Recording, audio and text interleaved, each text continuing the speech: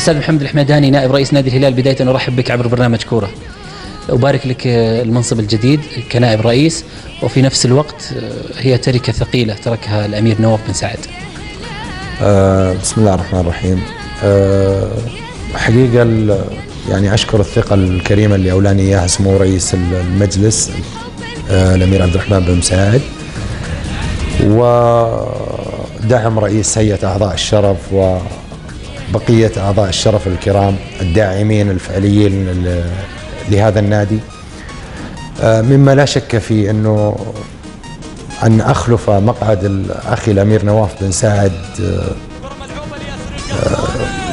يعتبر ذلك يعني إرثا ثقيلا، أن أخلف قامة خدمت نادي الهلال وقدمت الكثير لنادي الهلال، ولكن يعني عزائي في ذلك هو دعم وتقدير الأمير نواف بن سعد وتزكيته في جل وقته في الفترات الأخيرة لدعمي للترشح، وأسأل الله العلي القدير أن يمن على ابنته بالعافية والسلامة ويعود سليما معافا إلى أرض الوطن. ما في شك الأمير نواف بن سعد قدم الكثير للرياضة السعودية ولنادي الهلال على وجه التحديد، وله بصمة كبيرة من العمل،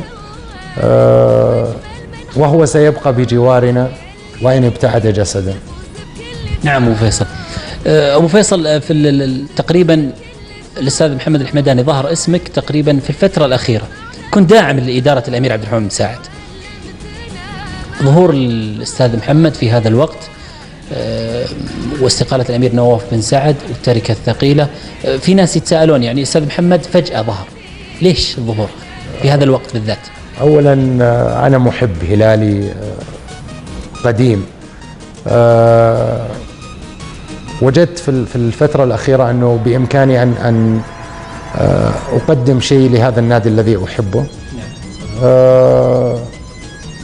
تزكية الأمير عبد الرحمن بن مساعد وسام على صدري في ترشيح العضوية المجلس، ثم أتى بعد ذلك الظروف اللي مر فيها أخي الأمير نواف بن سعد، ورشحت بدعم من سمو رئيس المجلس وبقية أعضاء الشرف لمنصب نائب الرئيس. في داخلي يعني هناك الكثير من الأجندة والملفات التي أستطيع أن أقدم بها عونا وإضافة للنادي الذي أحب، بمساعدة إخوتي أعضاء مجلس الإدارة. الآن في ظل شح الموارد المالية للأندية بشكل عام، الآن الأندية يعني غالبية الأندية لا تمتلك عقد استثماري كالذي يمتلكه الهلال. السنة القادمة في عقود قادمة للهلال، أنت ستتولى هذا الملف، إيش آخر المستجدات في الملف الاستثمار الهلالي؟ ما أستطيع أن أعد به أنه سنوفر للنادي عقد رعاية كبير ومرضي، ويفوق حجم العقد الرعاية الحالي بمراحل، وسيكون إضافة ممتازة قادرة على تغطية مصاريف النادي خلال المواسم المقبلة بشكل يكفل قوة ودعم هذا الجانب. لا أستطيع أن أخوض في تفاصيل أكثر من ذلك، ولكن بمجمل عام قياسا يعني المقارنة ببقية الأندية الأخرى وشح وجود الرعاة، أستطيع أن أقول أننا مطمئنون جدا لهذا الجانب. يعني ما آلية الملف الاستثماري في النادي سيكون شركة واحدة كشركة موبايلي، أو سيكون عدة شركات؟ سيكون هناك عدة رعاة للنادي في مجملهم العام. سيكون هناك قيمة إجمالية مضافة وكبيرة، وقد تكون قياسية بحجم الأندية السعودية. نعم، يعني المشجع الهلالي من هذه الناحية يطمئن بأمر الله، يطمئن. كما سمعت أنه أنت مهتم بشأن قناة الزعيم، هل الكلام هذا صحيح فعلا؟ أنا استعرضت يعني محبة مني بالتواصل مع أحبتي من الجمهور الهلالي على استجلاء آرائهم ليتطلعوا لها لوجود قناة الزعيم، رغبة يعني رغبة شخصية أولا، ورغبة كسياسة من إدارة النادي أن يكون هناك قناة تمثل نادي بحجم نادي الهلال دون التدخل قدر الإمكان المباشر في محتوى هذه القناة. استعرضنا الكثير من الأفكار في هذا الشأن. قناة الزعيم سترى النور قريبا بأمر الله. يوجد لدينا مفاضلة لأكثر من عرض. الآلية والمنهجية التي يعني ستنتهجها هذه القناة نملك خطوطها العريضة حاليا. ما أستطيع أن أعد به أنها بأمر الله سترى النور قريبا، وسنتعاون على إنجاحها جميعا. يعني بدأ الاستعداد في ممكن إطلاق قناة الزعيم؟ الخطوات الفعلية لظهور القناة ابتدأ فعلا، والمسألة تحتاج إلى يعني عمر زمني ليس بالطويل، قد يكون شهور قليلة جدا. جميل.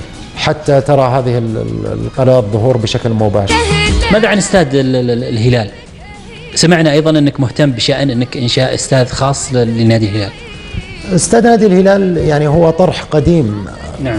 يعني وحلم لإدارات سابقة قبل أن تأتي الإدارة الحالية. الفكرة مميزة جدا، وهناك يعني بعد يحتاج أن يدرس جيدا، لأنها تحتاج رصد مالي لكي تتوافق يعني حجم هذه المصاريف عن حجم الإيرادات القادمة.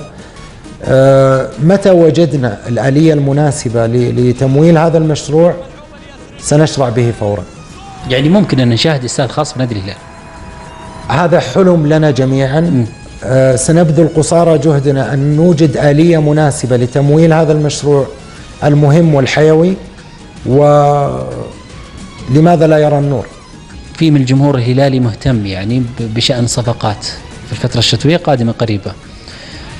في هناك لاعبين يعني ترددت في الأوساط الرياضية وفي الإعلام أنه الهلال ممكن يدخل في مفاوضات مع اللاعب سعود كريري، مع أسامة المولد، رادوي، ممكن عودة رادوي من الإمارات. أنت لك أو حسب ما أعلم خلف هذا الموضوع، إيش تقول الجمهور الهلالي؟ الجمهور الهلالي الحديث في هذا الشأن يعني واضح كنهج إداري خلال هذا العام بعد تولي مقاليد التدريب الفني للكابتن سامي الجابر. نحن نتطلع لاحتياج الفريق حسب رؤية المدير الفني للفريق الكابتن سامي. أي لاعب محلي يدخل في فترة الستة أشهر وهو محل نظر واحتياج من قبل المدير الفني للفريق سامي الجابر، نحن سنفاوض هذا اللاعب. بالنسبة لبعض الأسماء تحديدا الغير محلية مثل عودة رادوي تحديدا، أعتقد أنه هذا الملف حاليا ليس قيد الدراسة، مستبعد تماما. أرجع وأكرر أنه مربوط يعني حسب قرار المدير الفني للفريق. طيب أي لاعب محلي، اللاعبين المحليين، أنت أطلقت تصريح الآن كأن يعني في تحدي قوي أنه أي لاعب يحتاج الهلال بندخل، إذا كان في احتياج المدير الفني لسامي الجابر بندخل بقوة. ليس تحدي قوي، هو احتياج والأنظمة تسمح بهذا. إذا كان اللاعب خلال فترة الستة أشهر يحق لنا أن نفاوضه بشكل مباشر وهو محل رغبة ونتطلع إلى أنه يمثل إضافة لهوية الفريق سنفاوضه فورا. بصراحة كيف شفت ردة فعل الجمهور الهلالي؟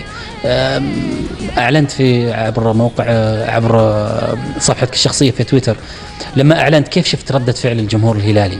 كيف شفت الأصداء؟ بأمانة يعني شهادتي مجروحة في هذا الجمهور العريض الكبير المحب، لأني أحسب نفسي أولا وآخرا أنا فرد من هذا الجمهور الكريم. كل ما من غير مزايدة، كل ما نبذله من عمل ومن رغبة في تحقيق نتائج هو في النهاية يصب لرضا ومحبة هذا الجمهور. وفي هذا الشأن تحديدا أعاهد الله يعني أولا، ثم أعاهد هذا الجمهور الكريم أن نبذل مجتمعين في هذه الإدارة قصارى الجهد من أجل إرضاء وإسعاد هذا الجمهور. بعض الجماهير الهلالية لهم تحفظ على المركز الإعلامي لنادي الهلال، ممكن طريقة العمل أو التصاريح أو ما إلى ذلك.